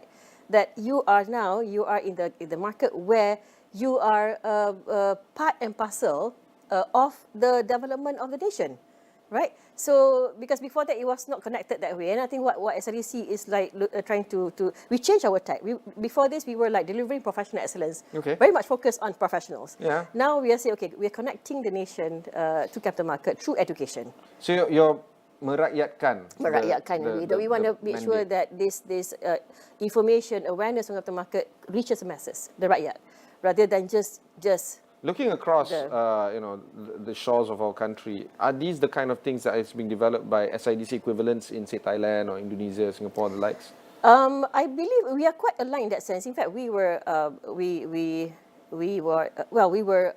reached out by the other regulators to see how we do things in the capital market, how we actually build capacity for the capital market, so yes, we are quite aligned in that sense because. In fact, I was in Cambodia recently, and just to give advice on how they want to pursue new business development in the capital market. Okay. And they said, how do we go about establishing the whole capacity building for that particular segment? And so we brought in our industry players, and discussed with them what would be the journey that we want to do. So these kind of things that we are trying to do internally, we want to do more. But if there is opportunities for us to help the neighboring countries, we'll do that as well. Now, going back to your question about the salary just now, Ibrahim, I didn't answer that question. Now, when we are doing this, salary is very much what we discuss, right? And that is not something that is within Securities Commission or SIDC's control. It's not even. It's very much market driven. So, but this is a conversation that we have with our industry players as well. That we can groom, we can develop talents, but to retain the talents, then it has to be everybody's responsibility, right? We provide you all the talents, then how do you want to retain them? One thing, of course, how you want to give them the starting salary, because we do get dropouts from the program. Of course, because that is natural. But is the dropout rate a little bit higher, or the attrition rate a little bit higher? For this, actually, to be honest, for our program, leadership program, as we until the day that they start class, they were already dropouts. Because they are getting other employment opportunities and you really can't blame outside them. outside I'm in the their industry. position, I would do the same, right? And they are getting paid much higher than maybe our industry. So even within the capital market industry, the pay wage structure needs to be really looked at. Well, our industry players will have different point of view. They say that the readiness of the talents that's coming in doesn't allow that kind of a pay that you want to get. Exactly. So that's a chicken egg situation there, right? So so we say, okay, now we come in, we try to breach by grooming. We invest in the grooming part of it, and then once they are quite ready, you place them, you train on the job, right? And then we'll see how they progress from there. Maybe you can offer them a bit more. Yeah. But during that progress, I think as Datin Azrina had mentioned earlier, that the minimum allowance during the placement is 2004, which is more than normally they get, because normally your internship, you got 1,000, right? Ada langsung, some are not even paying, right? Exactly. Okay, so 2004 is a decent allowance during that time, but gives opportunity for the companies to actually assess the students, whether they are able to do more permanent role in the company, and maybe they can pay a bit more. But at the same time, the students themselves, they will gain a lot of information on capital market. So if they don't, they don't choose to be in the capital market, we hope they have got enough knowledge to invest in the capital market, to do more educated or informed investor, to become an informed investor. So maybe that can help to increase the vibrancy of the market because just now we said that we also need to cater for the young, not just young talents, but also young investors. Let's talk about sustainability, because capital markets in Malaysia is driving sustainability through organizations like SIDC. Maybe you can share with us the kind of ideas that is revolving around sustainability and what SIDC is doing. So I think you were with us from beginning. as Securities Commission is very, very strong proponent for sustainability. They have come out with the SRI, Sustainable and Responsible Investment framework since 2014, and SDG goals was only done in 2015, right? Exactly. So we were earlier than that. So I think that has been refreshed every now and then. And you can see the frameworks that's come out from the regulators, both SE and Bandagara, a lot of guidelines, a lot guidelines, of the frameworks, the kind of policies that facilitate. Exactly. Yes. So it's not yet mandatory, but it's still very much No, I mean, persuasion, yes, voluntary. but the opt-in is actually quite high. I see a lot of industry players now entrenching themselves in sustainability using the framework that is provided for by SC and of course by SIDC as well. Right. So, yeah. And if you remember the journey that we started, 2020, when you came in for that first SRI conference that we had during the MCO. After the MCO, July, we were the first one to come up with a virtual platform, but we needed, we couldn't wait. We know we had to actually continue How's it the going conversation. so far? We've just completed the 4th installment, Ibrahim, and how it started. The first installment, if you remember, we were talking about the bot, right? The bot has to have the right conversation. By the way, that's the right place to start. Yes, yes. exactly. That's how we created that journey. If you don't have that fiduciary duty in terms of executing this Exactly. downwards, it won't fly. Yes. So that's the conversation that you were moderating that time, right? So we had remember these kind of conversations like 3 years ago. I don't even remember my breakfast, what I had for we have that breakfast. because we have, for us, it's continuous creation, continuous journey for us. Sustainability is a journey, right? I mean, we're having discussion about this sustainability journey. So we started at the board level. The next year, we focus on the sustainability being the strategic propositions for the companies. That you can make this, you have to make this into a strategy, and it could be a profitable, endeavor, feasibility, in terms of their businesses, right? And so that started at the It always is, management by the level. way. All the studies have shown that it always is. It is right now, but that time we were already talking that board and then management.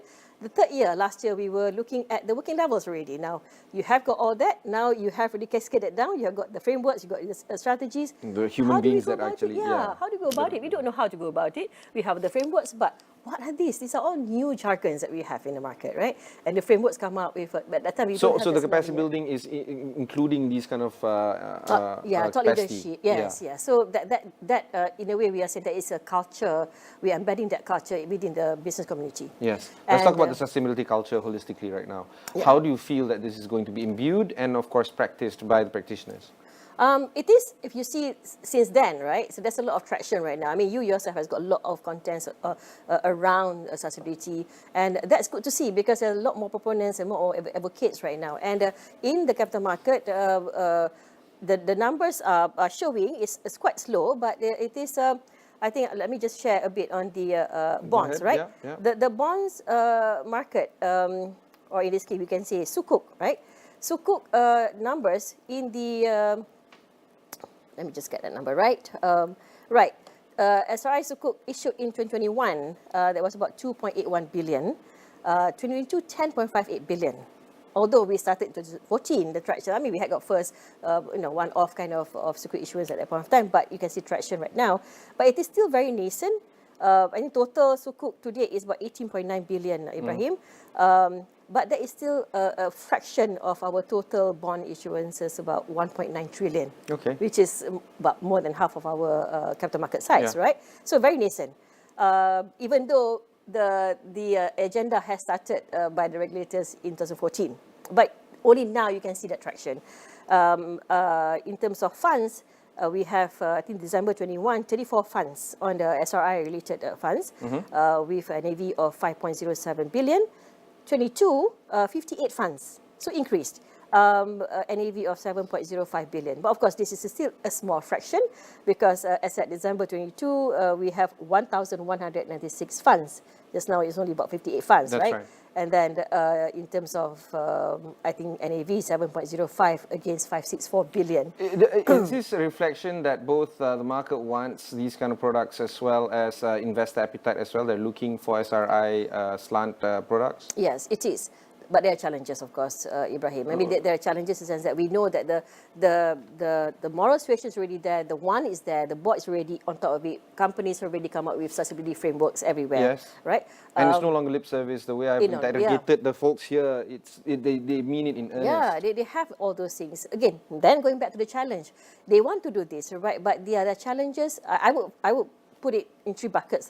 People is the first one. I think naturally we understand that the lack of competencies, a lack of skills to implement those frameworks that we have already come up with. So regulators come up with framework, and companies at level, they have already come up with their own frameworks. But the working levels, how to implement this, how to take that into action. So that is what we are working on at SRDC as well, to increase that competency and skills. Next is the financials. The costs involved in doing any changes, transitions to green activities, or I would say sustainable activities in a sense. It covers all ESG. And then you have the supply chain complexity, right? Supply chain, because we are big companies, and you've got the SMEs who are also part of your supply chain. You can't control them, and how do you yourself are still struggling in terms of your own internal actions towards sustainability. And then you also have to now educate your supply chain. And your own people as well. Your own people and supply chain. Right? So that's complexity in that sense. So it goes back to the first challenge, people, right? And this is essentially what AI. How has AI impacted or disrupted this industry in terms of delivering value in this sense? I think it is more supporting. Now they are using a lot more AI to support the measurements that is required, because this is something new, right? So this is a good opportunity for them to use the emerging technologies to help them in their measurements, in their reporting, and so forth, because everything's happening at the same time. So I think it's just a good time for them to use those tools while we, I guess, the capacity building on the people side happen, but they can also use the solutions. And there are many solution providers now coming up, proposing their solutions to help the companies to do their reporting and also measuring. Do you feel that the market is vibrant enough for this to not just sustain itself, but also to thrive in the years to come? Or do you feel that there's a lot of headwinds that we need to navigate right now? Yeah, there are a lot of headwinds, but let's say just now, sustainability is a journey, Ibrahim.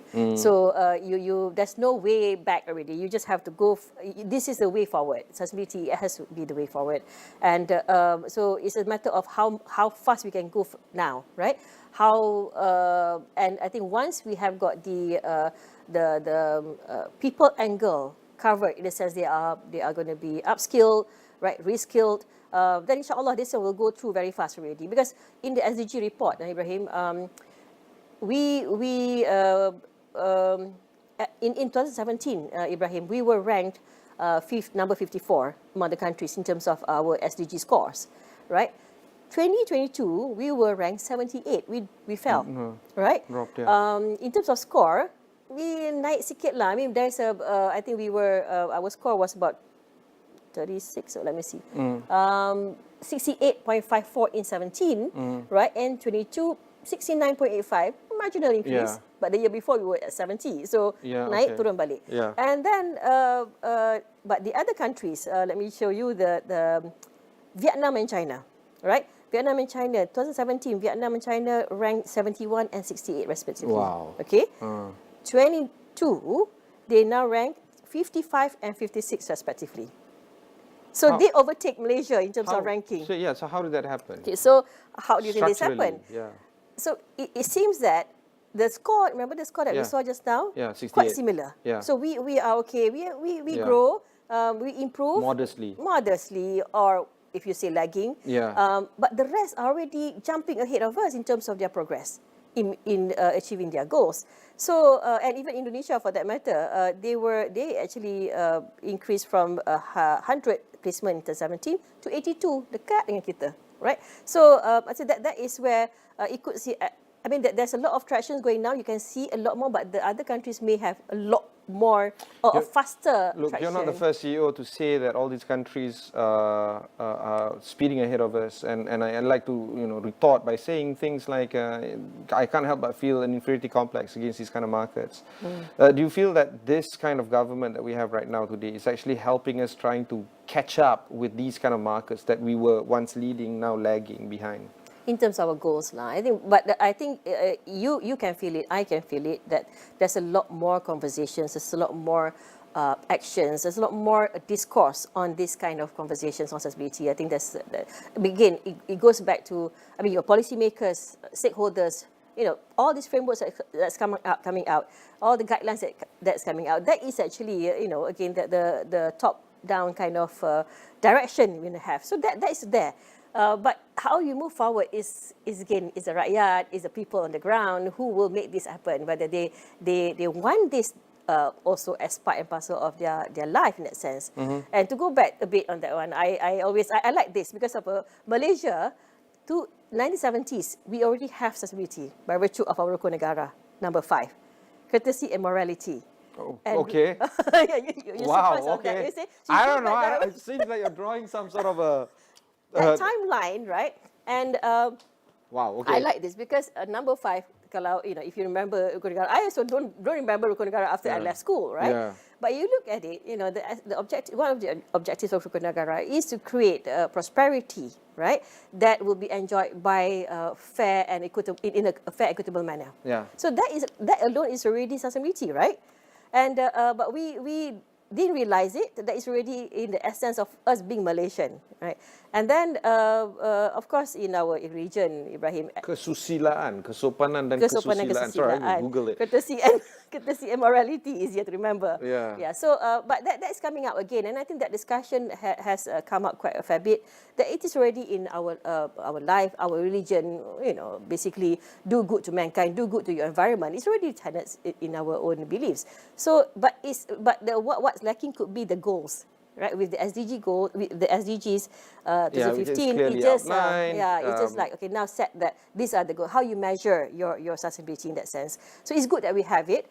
It's been 8 years journey for all countries, including Malaysia. So I guess it's just how much you want to put effort into it. But personally, I think that we have seen a lot more going on, a lot more discussions like this, and a lot more beliefs into it. Seems like you have your work cut out for you at SIDC. Final comments before we conclude our conversation. What would be some of the ideas that you want to really drum it in so that our viewers can take away with some of the ideas? I guess something that I would want to offer is that when we interact with a lot of companies, Ibrahim, there is that confusion. There's a lot of again, the challenges that they have in terms of embedding the culture of sustainability on top of within their sustainability framework. How to make it work, right? It's about their own capacity building internally. And this is what we have been helping companies where we come up with... Companies, not just capital markets, right? No, any companies for that matter, yeah. But of course, we were starting with capital market as a now whole. it's transportable. But now, a lot more companies are asking us, how do we go about it? Because we start with four-pronged strategy in the sense that the first one, we find out what kind of competencies that you will need in the job roles across your company organization, right? Across your organization. Then, of course, we got thought leadership discourse that we always have within the industry. That is something that they can think about. And from that, we have come up with thematic sandwich courses for them to come in to just look at particular angle of where they want to look at based on your competencies. And now we are working on the certification for sustainable and responsible investments. So to give a bit more standards in terms of what kind of skills that you will require. There are many other certifications around, Ibrahim, but not very much towards Malaysian context. Because we don't have that many cases. It's still a very young, nascent segment, right? But it will start to grow, and we are at the right time for us to start documenting all these cases into our certification. So it's very much a comprehensive certification for sustainability across the board, not just for professionals, but also for around organisation. So we can offer that, and we're happy to help those who will need help in that sense, using our experience for the last 4 or 5 years doing capacity building for the industry. Thank you very much. If you want to learn more, just head off to SIDC's website and find out more about the possibilities of a collaboration with them. Also, you can find out more resources like this that can be found on astroawani.com. My name is Ibrahim Sani. Catch you in the next one.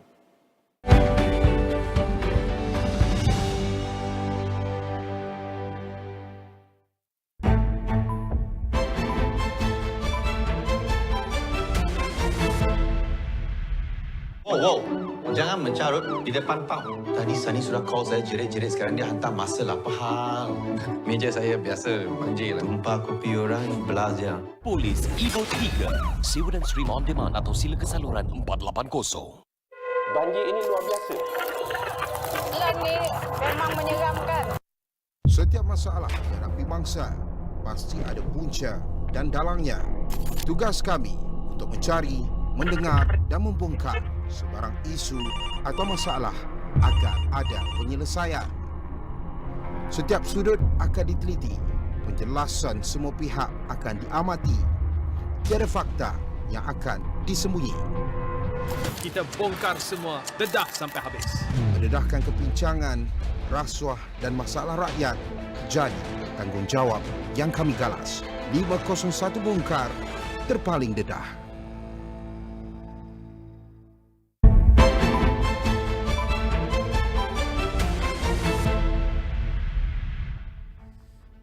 Okey, kembali semula dalam Niaga AWANI. Saya mengambil semula dari rakan tugas Ibrahim Sani. Ini adalah berkaitan dengan ringgit Malaysia. Ringgit dijangka didagangkan dalam jajaran kecil dengan kecenderungan menurun berbanding dolar Amerika Syarikat pada minggu ini selepas dolar Amerika diunjurkan mendapat sokongan akibat ketidaktentuan ekonomi global. Ketua Ekonomi dan Kewangan Sosial Bank Muamalat Malaysia Berhad, Dr. Afzal Nizam Abdul Rashid berkata mata wang tempatan dijangka diniagakan antara 4.63 dan 4.65 dan katanya tumpuan pelabur akan dialihkan kepada keputusan kadar dasar semalaman OPR Bank Negara Malaysia BNM yang dijadualkan pada 7 September ini untuk mencernakan lagi prospek pasaran mata wang tempatan. Sementara itu, pengarah urusan SPI Asset Management Stephen Ines menyatakan untuk ringgit memperbaiki kedudukannya, data ekonomi China perlu bertambah baik.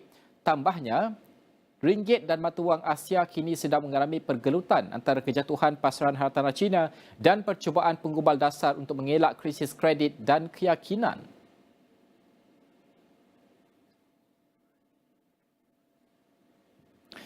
Sudah pasti kita ingin melihat pada detik permukaan pada pukul 9 pagi sehinggalah pada waktu ini apakah kedudukan ringgit semasa pada ketika ini. Kalau kita melihat ini adalah ringgit berdasarkan trading economics yang dikeluarkan setakat pagi ini. Datanya kalau kita melihat untuk satu hari tempoh mungkin, satu hari setakat pagi tadi kalau boleh kita lihat datanya setakat pukul 9.56 pagi ia berada pada 4.6549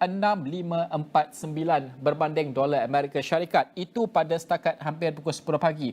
Kalau lebih kurang pukul 9 pagi ia berada pada kadar 4.6478 lebih kurang, dan juga kalau kita melihat ini trendnya pada pembukaan semakin melemah. Graf ini semakin meningkat, semakin melemah bermaksud. Kalau kita melihat dalam tempoh seminggu, kita melihat sebelum ini ada pemulihan pada sekitar tempoh yang tertentu, iaitu tempoh lebih kurang ini adalah pada kalau kita dapat tarikhnya pada sekitar 1 September lalu, iaitu pada 4.62. Tidak banyak jauh berbeza tapi ada sedikit pemulihan sehinggalah kepada hari ini dalam tempoh sebulan supaya lebih jelas lagi pemulihan itu kita dapat saksikan ataupun pergerakan ringgit ia semakin ketara penurunan kita menyaksikan sehinggalah kepada tempoh pada hari ini. Kalau kita melihat tempoh ini sebagai contoh yang rendah ini iaitu pada 7 Ogos 2023 sekitar 9.10 pagi ia berada pada sekitar 4.5518 ringgit berbanding dolar Amerika Syarikat. Tetapi untuk pada kali ini ia bergerak selari dengan pada angka yang kita saksikan sebelum ini iaitu pada sekitar 22 Ogos iaitu pada sekitar 4.655 ringgit, dan setakat hari ini ataupun pada pagi ini iaitu setakat jam 9 lebih itu 9.50 ataupun pukul 10 pagi itu ia berada pada 4.655. Itu kedudukan ringgit masih lagi lemah kalau kita melihat potensinya sudah pasti berbanding dengan mata wang utama lain juga masih lagi mencatatkan penurunan. Okey, itu bagaimana untuk kita melihat keadaan ringgit yang boleh kita ramalkan pada minggu ini. Sudah pasti ini memberikan kesan jangka masa panjang untuk kita melihat pada ekspor import kita dan juga bagaimanakah ini akan memberikan kesan kepada dari segi inflasi kita kerana kita melihat bahawa kebanyakan makanan kita di Malaysia adalah diimport dari luar negara. Bukan itu saja, kita memberikan tumpuan juga kepada Bursa Malaysia. Sudah pasti Bursa Malaysia dijangka meneruskan momentum positifnya pada minggu ini walaupun beberapa aktiviti pengambilan untung mungkin berlaku sepanjang minggu ini. Itu Naib Presiden Penyelidikan Equity Rakuten Trades yang Berhad yang berkata, iaitu Tong Pat Leng, beliau berkata bahawa beliau optimis namun berhati-hati dengan sentimen pasaran tempatan yang semakin baik dan juga pada masa sama justru firma itu meramalkan FPM KLCI akan berada pada jajaran 1455 hingga 1475 minggu ini dengan paras rintangan segera pada 1490 dan paras sokongan pada 1440. Sementara itu, menurut MIDF Research, keputusan kenaikan kadar oleh Bank Pusat seperti Reserve Bank of Australia pada 5 September, Bank Negara Malaysia pada 7 September dan European Central Bank pada 14 September dijangka antara aspek yang diberikan tumpuan oleh peniaga pada minggu ini. Minggu lepas, FPM KLCI diniagakan kebanyakannya tinggi seiring dengan prestasi bursa serantau yang merangsangkan berikutan sentimen pasaran kembali positif dan merangsang minat risiko pelabur. Bukan itu saja, kita ingin melihat kepada setakat pagi ini apakah kedudukan Bursa Malaysia. Kalau boleh kita bawakan, ini adalah dari Market Watch. Kalau kita melihat setakat pagi ini, kedudukan FBM KLCI adalah berada pada setakat jam 10.06 pagi, iaitu berada pada 1463, sedikit penurunan 0.43 ataupun 0.03% setakat pagi ini, setakat pukul 10 pagi. Dan kalau kita melihat trendnya, ini adalah trend grafnya. Pada pembukaan pada awal pagi tadi, ia menyaksikan sedikit tanda positif sekitar pukul 9.08 pagi, 1465. Tidak banyak jauh beza, tetapi ini adalah angka pada penutup Jumaat yang lepas. Kalau kita melihat untuk tempoh seminggu sebagai contoh ataupun 5 hari, trendnya ini adalah trend. Kalau kita melihat pergerakan Bursa Malaysia semakin melemah pada ketika ini. Kalau kita melihat Selasa yang lepas ia masih lagi mencatatkan 1443 mata dan juga pada waktu ini seperti yang saya tunjukkan, ia berada pada 1462. Okey, trend yang lebih jelas kita melihat kepada 1 bulan sebagai contoh. Kalau trend 1 bulan, kita menyaksikan bahawa ia ada penurunan sedikit pada bulan Ogos sebelum meningkat kembali kepada 1460 mata. Kita masih lagi di bawah paras 1500 mata yang pernah kita saksikan pada tahun-tahun sebelum ini. Contohnya 3 bulan tempoh, kalau kita melihat pergerakannya, menyaksikan bahawa sedikit pemulihan. Pada Jun kita menyaksikan bahawa ini adalah penurunan 1376 pada ketika itu. Sekarang ini sudah melebihi 1400. Mungkin itu paras rintangan baharu dan paras sokongan baharu yang kita saksikan. Dan kalau kita melihat untuk tempoh 6 bulan, trendnya lebih jelas lagi bahawa ada pemulihan yang berlaku pasca tempoh penurunan ketika ini. Ini adalah tempoh penurunan yang kita saksikan pada Jun dan juga Julai ini, tetapi kita melihat pemulihan itu sudah pun hampir mula berlaku di Bursa Malaysia FBM KLCI. Dan year to date maksudnya sampai sekarang lah, mulai berawal bulan Januari hinggalah kepada bulan ini, kalau kita melihatkan bahawa ini adalah grafnya. Kalau kita melihat pada awal tahun, mungkin ia lebih sedikit tinggi. Pada ketika itu 20 hari bulan 1 sekitar 1,500 yang saya sebutkan tadi. Kini masih lagi di bawah 1,500 iaitu 1,450. Bagaimana untuk kita melihat pemulihan ini mampu dilakukan dalam tempoh masa yang akan datang. Dan ini adalah pergerakan Bursa Malaysia, tetapi sudah pasti bukan saja year to date untuk kita melihat 1 tahun. Kita bagilah tempoh panjang sikit supaya dapat berikan keadilan. Kalau kita berkatakan, kita pernah menyaksikan kejatuhan sebelum ini pada sekitar tahun 2022. Bila tarikhnya ni? Kalau kita melihat kepada sekitar tempoh 14 hari bulan 10 2022, iaitu 1382 mata di FPM KLCI. Kemudian ia pulih sedikit dengan paras tertinggi di sekitar paras ini, paras tertinggi ini, iaitu pada 25 hari bulan 11 naik 1486 mata di FPM KLCI ini. Kemudian ia menyusut kembali atas beberapa faktor, termasuk juga kita melihat bahawa kelemahan ringgit itu berlaku dan perubahan yang disaksikan di Amerika Syarikat oleh The Fed sendiri yang agresif menaikkan kadar faedah. Menyaksikan bahawa pelabur ini keluar dari pasaran Malaysia untuk melabur ke pasaran yang mempunyai pulangan yang lebih tinggi dari segi kadar faedah, dan menyaksikan penurunan ketara di Bursa Malaysia pada ketika itu 1,393 mata pada tahun ataupun pada tarikh 14 hari bulan 3 sehinggalah kepada paras ketika ini. Sedikit demi sedikit pemulihan itu sedang pun dicatatkan pada ketika ini. Itu adalah pergerakan ringgit, bursa dan juga ringgit pada ketika ini. Sudah pasti ini kita akan saksikan dari masa ke masa. Dan untuk waktu ini, pasaran Amerika Syarikat masih lagi belum dibuka kerana kat sana masih lagi rehat. Nanti kalau besok kita akan bawakan juga pergerakan di S&P 500 sudah pasti untuk melihat apakah trendnya supaya kita faham, dan juga pasaran serantau.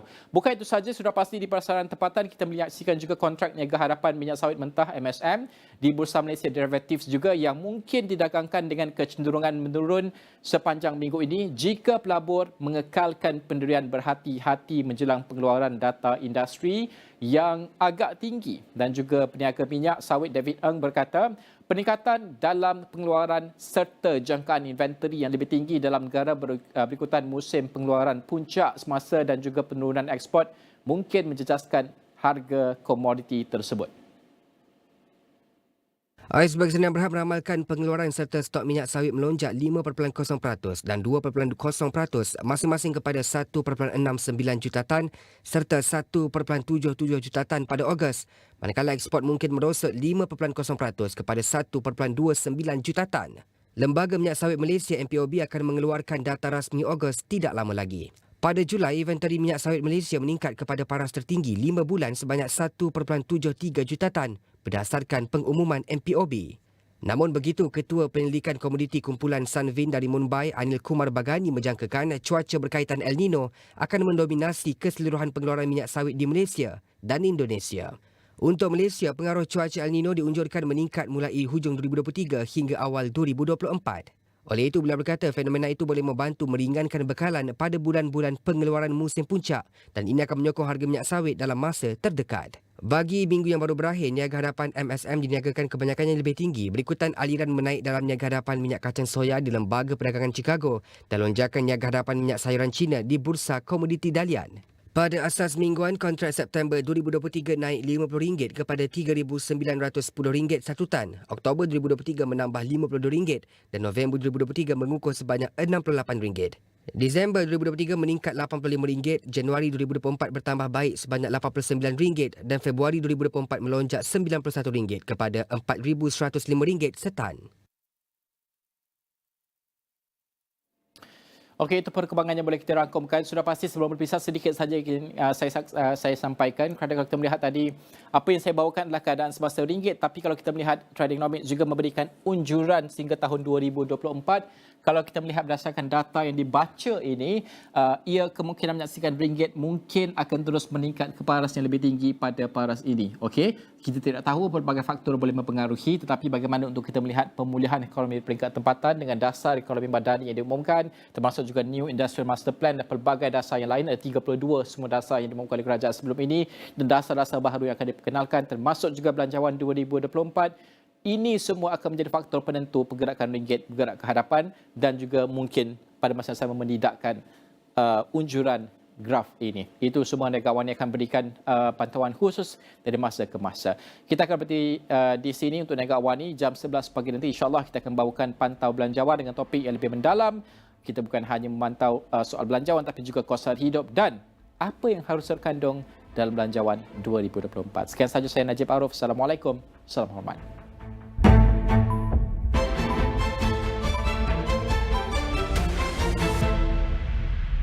The Health Ministry hopes to shift its approach to drug